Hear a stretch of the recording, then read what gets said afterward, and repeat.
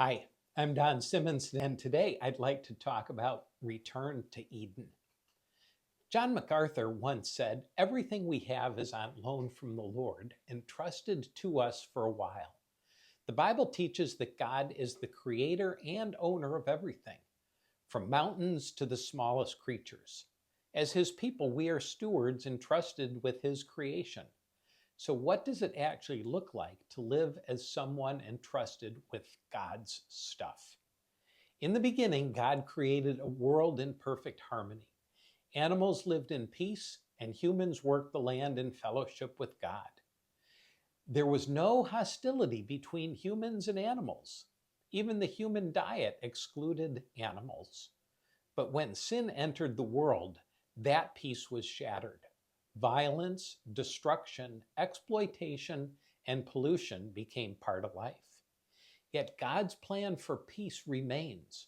Scripture describes a future where harmony will be restored.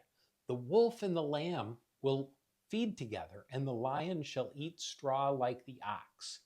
Natural enemies will live together peacefully. Even children will safely play near snakes. Just as peace ruled in Eden, it will return when Christ reigns as the Prince of Peace. Until then, we have a calling.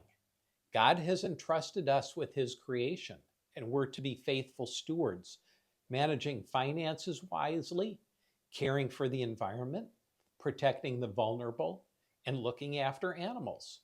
Stewardship isn't just financial management. It's honoring God with every resource He provides to us. Are you stewarding God's resources in ways that advance the kingdom of heaven on earth? Or are you primarily focused on accumulating wealth for yourself? When we live as faithful stewards, we reflect God's heart for creation. We protect what He's made, and we prepare for Christ's return. The earth will be full of the knowledge of the Lord as the waters cover the sea. Stewardship also includes caring for the vulnerable, those who are often overlooked in society. Throughout Scripture, God commands us to defend the poor, the widow, the orphan, and the oppressed. Proverbs 31:8 urges us to speak up for those who can't speak for themselves.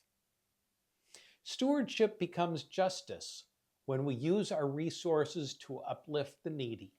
In doing so, we mirror God's compassion and we advance His kingdom. After all, God is a champion of the orphan, the widow, the alien, and the vulnerable.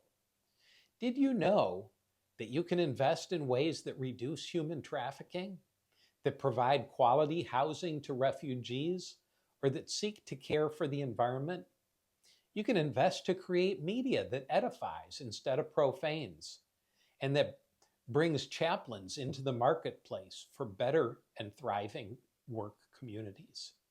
At its core, stewardship aligns with the Great Commission.